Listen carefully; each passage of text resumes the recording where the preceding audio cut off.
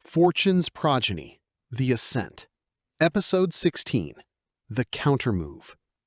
The week following the audit brought an uneasy calm. Trent's avalanche payment cleared on schedule, reducing the personal loan to just under $1,200. The test sum, boring and steady, ticked upward by a fraction of a percent. On paper, everything was progressing exactly as planned. The board had promised a final challenge, but still, nothing yet. The shared house was its usual chaotic self. Trent came outside to make some coffee.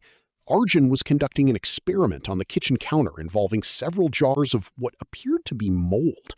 Imagine Trent's shock, walking in and seeing random colors on the counter. Chloe was studying for her boards, with her highlighters spread all over the dining table.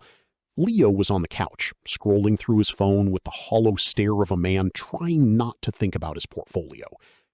After making his coffee, Trent paused for a bit, taking in the chaotic air, then retreated to his room. He opened the stewardship binder and stared at the blank page. There was nothing to log. The distinctive chime of the encrypted vault notification broke the silence. Finally. The message was copied to all remaining contenders. The subject line read, "Final phase, operational integration." The body of the message was brief, almost terse.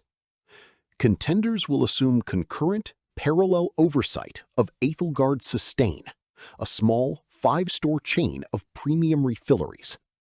Current status: conceptually sound, culturally on trend, but operating at a net loss. Mission: achieve operational break-even within the next fiscal quarter. You will have access to real-time financials, staff, and vendor lists. You may issue recommendations to the acting manager.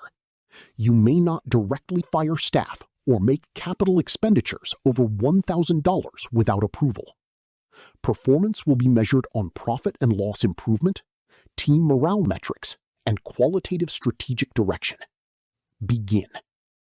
Trent read the message twice. This was it. The final test. A real bleeding piece of the empire placed in his hands. Real jobs, livelihoods, and losses.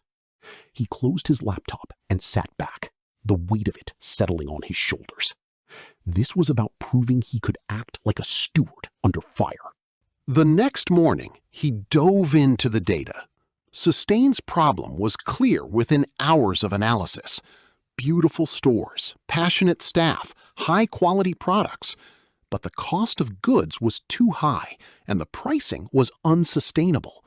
The chain was trying to be both eco-friendly and accessible, and was failing at the margin on both fronts.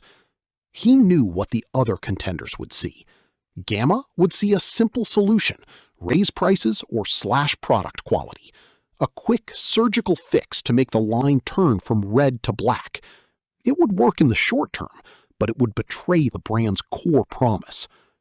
Beta would see a risk too great to touch, recommending a slow, cautious approach that would never achieve break-even in the required time frame. Trent needed a third path. He closed the spreadsheets and left his room. Everything good? You look like you're about to perform surgery. Something like that. He spent the next day visiting the nearest Sustain location incognito. He wandered the aisles, watching customers. He saw their delight at the concept, bringing their own containers, filling them with bulk goods, feeling virtuous and stylish. But he also saw the subtle wince at the register, the hesitation before handing over a credit card. He overheard one customer say to another, "I love it here, but it's too expensive to be a weekly shop." The problem wasn't the mission. It was the efficiency of delivering it. He returned to his room that evening and opened a fresh document. The foundation steps were about making powerful progress on a limited income. Sustain needed to make powerful impact on a limited customer budget. The principles were fractal. They applied at every scale. His first recommendation to the acting manager was a request for data. Map the cost and waste of every single SKU, from ship to store to bin. Then identify the 10 most wasted items. He was looking for the debt in their system, the inefficiency bleeding them dry. He would build their emergency fund of operational slack by eliminating their waste, smallest item to largest. His second recommendation was a marketing idea. Launch a bring-your-own-container loyalty program. Double points for containers that were reused, not just recycled. Frame it as packaging debt forgiveness. Tie the mission directly to a customer benefit, leveraging their values. He submitted the recommendations, knowing they were slow and unsexy.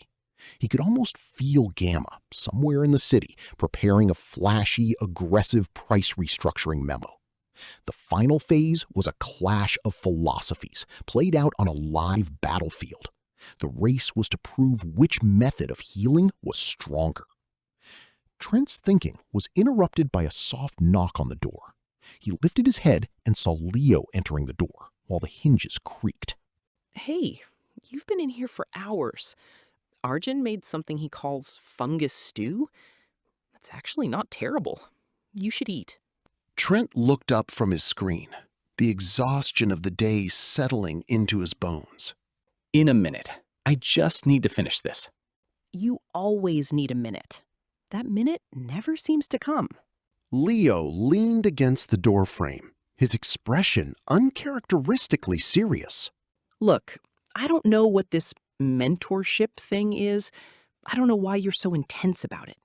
But I do know that you're going to burn out if you don't come up for air. The stew will be there.